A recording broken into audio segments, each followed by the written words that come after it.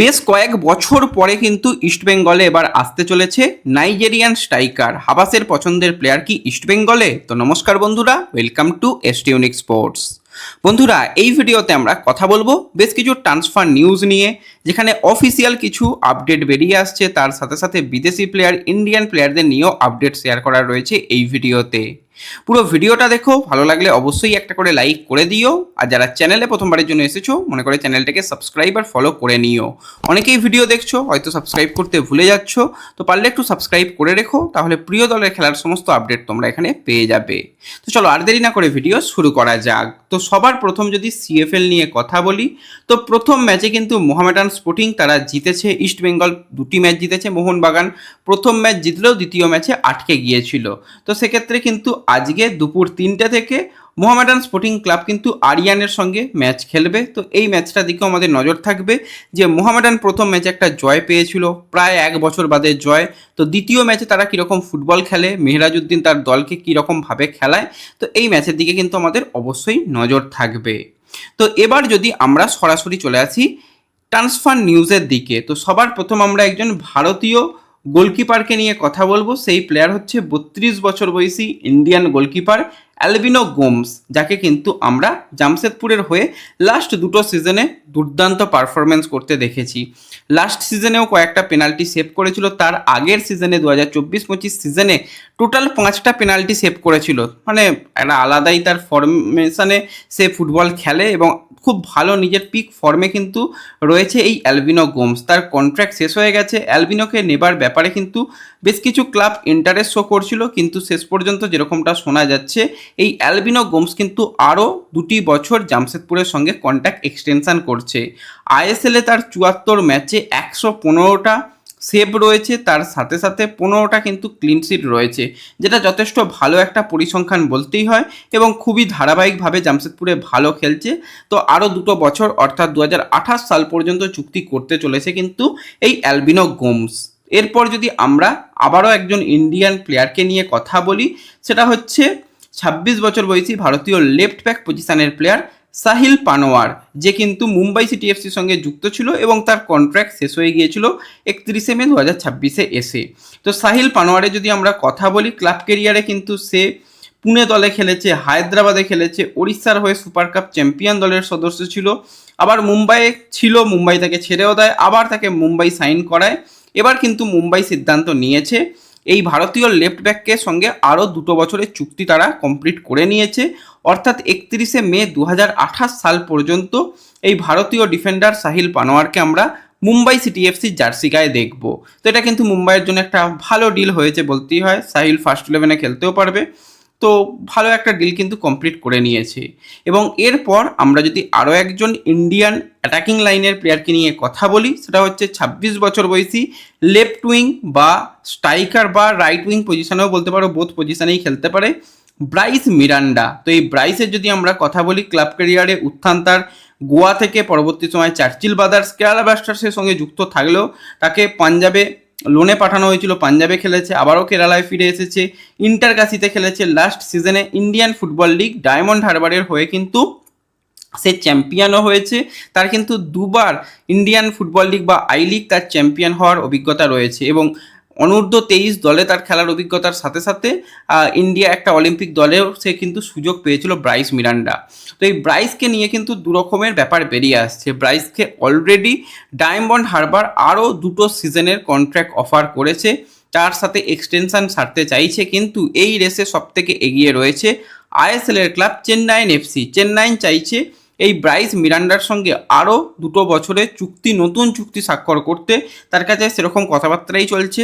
এই মুহূর্তে যেরকমটা খবর, চেন্নাই কিন্তু এই রেসে অনেকটাই এগিয়ে আছে, কিন্তু হ্যাঁ, এখনও পর্যন্ত ব্রাইস কোনো জায়গাতে সাইন করেনি। তো সাইনিং হয়তো তার কমপ্লিট হয়ে যাবে কয়েকদিনের মধ্যে। কোন জায়গায় ব্রাইস যাচ্ছে সেই নিয়ে আপডেট এলে অবশ্যই তোমাদের সঙ্গে আমরা শেয়ার করে নেব। তো এরপর যদি আমরা একটুখানি আইএসএলের আপডেট নিয়ে কথা বলি, তো এই মরশুমে কিন্তু তোমরা জানো 4 সেপ্টেম্বর থেকে কিন্তু আইএসএল শুরু করার কথা রয়েছে, যেটা মোটামুটি কার্যকর হয়ে যেতে পারে কিছুদিনের মধ্যেই। কিন্তু এই নিয়ে বেশ কিছু ক্লাব, অনেকগুলো ক্লাবই তারা চাইছে যে সেপ্টেম্বরে না করে সেটা যদি অক্টোবর থেকে করা হয় তাহলে দলগুলো প্রস্তুতি করতে বা একটু প্রি সিজন করতে, অনেকে ডুরান্ড কাপ খেলবে না, তারা কিন্তু বেশ কিছুটা সময় পেয়ে যাবে, যেটা কিন্তু তাদের দলের জন্য ভালো হবে। সেই লিস্টের মধ্যে যদি তাকানো হয়, সেখানে জামশেদপুর রয়েছে, সেখানে ওড়িশা রয়েছে, সেখানে কেরালা রয়েছে, সেখানে এমনকি ইস্ট বেঙ্গলও রয়েছে, বা আরও কিছু দল রয়েছে যারা চাইছে যে অন্তত সেটা যদি অক্টোবরের একদম ফার্স্ট উইকে, অক্টোবরের 1 তারিখ থেকেও করা হয়, কোনো রকম অসুবিধা নেই। সেপ্টেম্বর মাসটা ভালো তারা প্রি সিজন প্রত্যেকে করে একটা ভালো ফুটবল উপহার দিতে পারবে। তো এই নিয়ে অলরেডি তারা কিন্তু কথাবার্তা শুরু করেছে, এমনকি তারা লিখিত আকারেও আবেদন করবে যাতে কিছুটা হলেও পিছনা হয়, তাহলে প্রত্যেকটা দল গঠন করার সময় পাবে, তার সাথে সাথে তারা প্র্যাকটিস করতেও কিন্তু যথেষ্ট ভালো সময় পাবে। এবং জানোই একটা ফুটবলের অনিশ্চয়তা তো ছিল, সেই কারণে প্রত্যেকটা দলের অনেক বাজেট কমেছে বা অনেকের স্টেবল ইনভেস্টার নেই, সেই সময়টুকু তারা পেয়ে যাবে। এবং তোমরা জানোই যে একদম এন্ড অফ আগস্ট পর্যন্ত সামার ট্রান্সফার উইন্ডো ওপেন থাকে, তো শেষ পর্যন্ত অনেক শেষের দিকে গিয়ে ডিল ডান হবে, দলগুলো শেষ পর্যন্ত দল গঠনে কাজ করবে। তো যদি একদম শেষে আগস্টের শেষ দিন পর্যন্ত সাইন হয়, তাদের সেপ্টেম্বরের 4 তারিখের মধ্যে খেলানো জাস্ট অসম্ভব। সেই জন্যই প্রি সিজনের জন্য একটু সময় চাওয়া হচ্ছে, সেই নিয়ে কিন্তু কথাবার্তা চলছে। তো দেখা যাক কি হয়, সেই দিকে কি আপডেট আসে পরবর্তী সময় তোমাদের সঙ্গে অবশ্যই আমরা শেয়ার করে নেব। তো এরপর যদি আমরা ইস্ট বেঙ্গলের কথা বলি, তো আমরা একটা সংশয়ের কথা বলছিলাম, কবে কোচ আসবে, প্লেয়ার আসবে, কি হবে না হবে। তো ম্যানেজমেন্ট কিন্তু আগ্রহী রয়েছে 6 বিদেশিকে নিয়েই ডুরান্ড কাপ খেলা, কারণ তার পরবর্তী সময় এএফসির ম্যাচ রয়েছে। যত বেশি গেম টাইম প্লেয়ারদের দেওয়া যাবে ততই কিন্তু ভালো, সেই মতন সমস্ত কাজ চলছে। যেটা একটা ভালো খবর শোনা যাচ্ছে যে আগামী 1 থেকে 2 দিনের মধ্যে যে ভিসা সংক্রান্ত আমাদের এখানে সমস্যা চলছিল, সেই সমস্যার সমাধান হয়ে যাবে।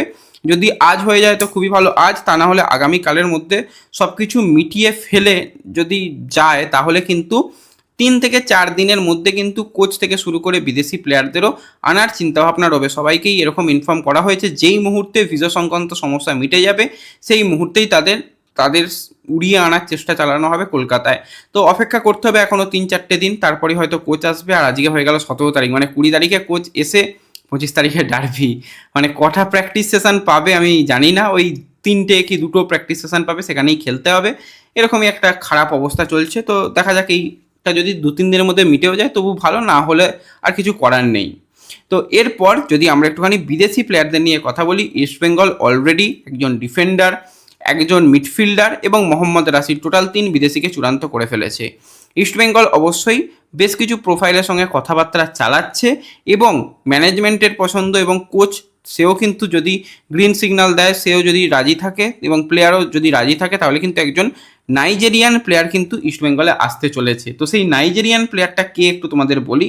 26 বছর বয়সী নাইজেরিয়ান ফরওয়ার্ড ইফিয়ং, যাকে আমরা দেখেছি পাঞ্জাব এফসির জার্সি গায়ে লাস্ট সিজনে, এবং এফিয়ং যথেষ্ট ভালো পারফরমেন্স করেছে পাঞ্জাবের জার্সি গায়ে আইএসএলে। প্রথম বছরে এসেই 12 ম্যাচে 7 গোলের সাথে 2টো অ্যাসিস্ট, 9টা গোলের অবদান রেখেছে। 12 ম্যাচে 9টা গোলের অবদান মানে একটা দারুণ রেকর্ড বলতে হয়। এছাড়া কিন্তু সে যেখানেই খেলেছে সেখানে কিন্তু ভালো করার চেষ্টা করেছে, সব জায়গায় তো মেন পজিশন স্ট্রাইকার পজিশনে পায়নি, তবুও কিন্তু সে করেছে। 2019 সাল থেকে 2023 সাল পর্যন্ত সে পারফরমেন্স যেটা করেছে, ডেনমার্কের সেকেন্ড ডিভিশন মানে সেকেন্ড টায়ার লিগে ডেনমার্কের খেলেছে, সেখানে 19-20 সিজনে 12 ম্যাচে 3টে গোল, 20-21 সিজনে 15 ম্যাচে তার ছিল 2টো গোল, বা 21-22 সিজনেও সে কিন্তু 20 ম্যাচে গোল করেছে 6টা, এরকম। তার খুব বেশি গেম টাইম নয়, হয়তো এই 20টা ম্যাচ বলা হয়েছে, 20 ম্যাচে দেখা যাবে 500 মিনিট গেম টাইম পেয়েছে। তো যখনই সুযোগ পেয়েছে সে গোল করেছে এবং ফিজিক্যাল এবিলিটি ইন্ডিয়ানে ফুটবলের সঙ্গে মানিয়ে নিতে পেরেছে। প্রথম সিজনেই যথেষ্ট ভালো পারফরমেন্স ছিল।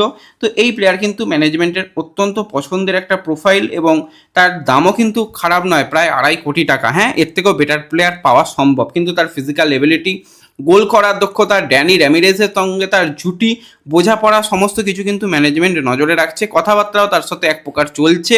মোহনবাগানেরও অফার তার কাছে এসে পৌঁছাবে বা আসবেই, এটুকু তোমরা ধরে রাখো।